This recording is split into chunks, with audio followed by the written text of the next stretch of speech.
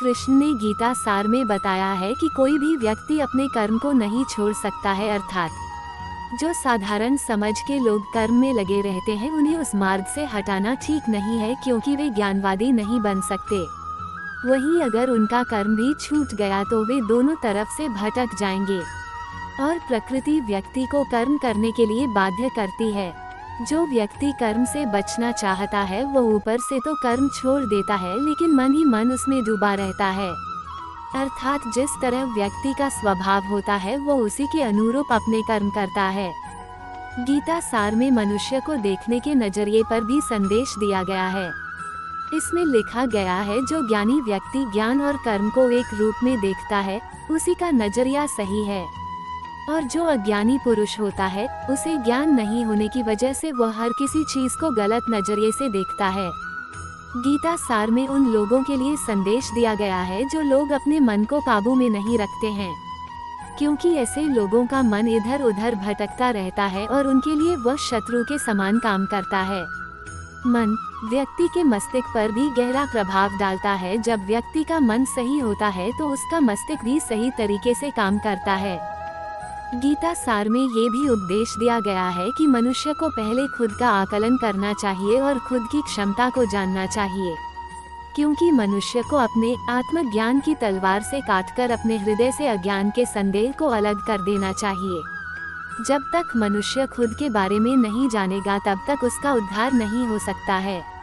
श्रीमद्भगवद गीता में श्री कृष्ण ने उपदेश दिया है कि हर मनुष्य को खुद पर पूरा भरोसा रखना चाहिए, क्योंकि जो लोग खुद पर भरोसा करते हैं वह निश्चय ही सफलता हासिल करते हैं। वही इंसान जैसा विश्वास करता है वो वैसा ही बन जाता है। जो लोग कर्म नहीं करते और पहले से ही परिणाम के बारे में सोचते हैं, ऐसे लोगों के लिए गीता सार का यह उपदेश बड़ी सीख देने वाला है। इसमें श्री कृष्ण ने कहा है कि इंसान को अपने अच्छे कर्म करते रहना चाहिए और यह नहीं सोचना चाहिए कि इसका क्या परिणाम होगा, क्योंकि कर्म का फल हर इंसान को मिलता है। इसलिए इंसान को इस तरह की चिंता को अपने मन में जगह नहीं देनी चाहिए कि उसके कर्म का फल क्या होगा, या फिर किसी काम को करने के बाद वह खुश रहेंगे या नहीं।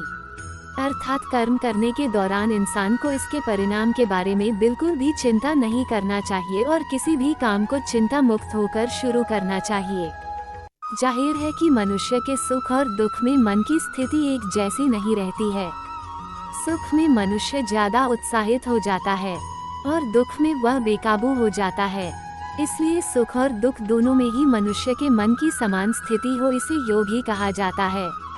वहीं जब मनुष्य सभी सांसारिक इच्छाओं का त्याग करके बिना फल की इच्छा के कोई काम करता है तो उस समय वह मनुष्य योग में स्थित कहलाता है। और जो मनुष्य मन को वश में कर लेता है उसका मन ही उसका सबसे अच्छा मित्र बन जाता है। लेकिन जो मनुष्य अपने मन को वश में नहीं कर पाता है उसके लिए वह मन ही उसका सबसे बड़ा दुश्मन बन जाता है। वहीं जो मनुष्य अपने अशांत मन को वश में कर लेते हैं उनको परमात्मा की प्राप्ति होती है, और जिस मनुष्य को ज्ञान की प्राप्ति हो जाती है उसके लिए सुख दुख, सर्दी गर्मी और मान अपमान सब एक समान हो जाते हैं। ऐसा मनुष्य स्थिर चित्त और इंद्रियों को वश में करके ज्ञान द्वारा परमात्मा को प्राप्त करके हमेशा संतुष्ट रहता है। गीता सार के इस उपदेश को अगर कोई भी व्यक्ति अपने जीवन में पालन करे तो निश्चय ही वह एक सफल व्यक्ति बन सकता है।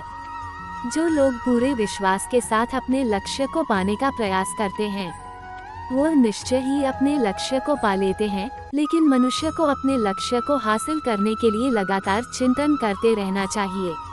भगवान श्री कृष्ण ने गीता सार में कहा है कि लोगों को तनाव से दूर रहना चाहिए, क्योंकि तनाव इंसान को सफल होने से रोकता है। श्रीमद्भगवत गीता में श्री कृष्ण ने यह उपदेश दिया है कि अपने काम को पहले प्राथमिकता दें और पहले अपने काम को पूरा करने की कोशिश करें, तभी दूसरे का काम करें। क्योंकि जो लोग पहले अपने काम को नहीं करते और दूसरे का काम करते रहते हैं वे लोग अक्सर परेशान रहते हैं। भगवान श्री कृष्ण ने गीता सार में कहा है कि लोगों को तनाव से दूर रहना चाहिए, क्योंकि तनाव इंसान को सफल होने से रोकता है। श्रीमद्भगवत गीता में भगवान श्री कृष्ण ने ये भी उपदेश दिया है कि सब एक ही भगवान की विभूतियाँ हैं। जो लोग भगवान के अलग अलग रूपों की पूजा करते हैं और उनकी अलग अलग शक्तियों में भरोसा रखते हैं ऐसे लोगों के लिए ये जान लेना बेहद जरूरी है कि सभी एक ही भगवान की विभूतियाँ हैं। मनुष्य के अच्छे गुण और अवगुण भगवान की शक्ति के ही रूप हैं। इसका सार यह है कि लोक में जितने देवता हैं, सभी एक ही भगवान की विभूतियाँ हैं। वहीं कोई पीपल को पूज रहा है, तो कोई पहाड़ को, कोई नदी या समुद्र को। असंख्य देवता हैं जिनका कोई अंत नहीं है। लोग अपनी अपनी आस्था के मुताबिक देवी देवताओं के अलग अलग स्वरूपों की पूजा करते हैं, लेकिन सभी एक ही भगवान की विभूतियाँ हैं। जो लोग भगवान का सच्चे मन से ध्यान लगाते हैं वो पूर्ण सिद्ध योगी माने जाते हैं। गीता सार में भगवान श्री कृष्ण ने ये भी उपदेश दिया है कि जो लोग सच्चे मन से भगवान की आराधना करते हैं और अपना पूरा ध्यान भगवान की भक्ति में लगाते हैं, वे लोग पूर्ण सिद्ध योगी माने जाते हैं। वहीं जो मनुष्य परमात्मा के सर्वव्यापी, अकल्पनीय, निराकार, अविनाशी, अचल स्थित स्वरूप की उपासना करता है और अपनी सभी इंद्रियों को वश में करके सभी परिस्थितियों में समान भाव से रहते हुए सभी प्राणियों के हित में लगा रहता है, उस पर ईश्वर की कृपा जरूर बरसती है। आपको बता दें कि गीता सार में महाभारत के युद्ध में भगवान श्री कृष्ण ने अर्जुन से कहा कि हे अर्जुन, अपने मन को मुझ में ही स्थिर कर और अपनी बुद्धि को मुझ में ही लगा। इस तरह तू निश्चित रूप से मुझ में ही हमेशा निवास करेगा। वहीं अगर तू ऐसा नहीं कर सकता है तो भक्ति योग के अभ्यास द्वारा मुझे प्राप्त करने की इच्छा पैदा कर सकता है। इस तरह तू मेरे लिए कर्मों को करता हुआ मेरी प्राप्ति रूपी परम सिद्धि को प्राप्त करेगा। अपने काम को मन लगाकर करें और अपने काम में खुशी खोजें। जो लोग अपने काम को मन लगाकर करते हैं और अपने काम में खुशी ढूंढ लेते हैं, वे लोग निश्चित ही सफलता प्राप्त करते हैं। वहीं दूसरी तरफ कई लोग ऐसे भी होते हैं जो किसी काम को बोझिल समझकर उस काम को सिर्फ निपटाने की कोशिश करते हैं। ऐसे लोग किसी काम को ढंग से नहीं कर पाते हैं और अपने जीवन में पीछे रह जाते हैं। किसी भी तरह की अधिकता इंसान के लिए बन सकती है बड़ा खतरा। गीता सार में श्री कृष्ण ने यह बात कही है कि इंसान के लिए किसी भी तरह की अधिकता घातक साबित हो सकती है। जिस तरह संबंधों में कड़वाहट हो या फिर मधुरता, खुशी हो या गम, हमें कभी भी अति नहीं करनी चाहिए।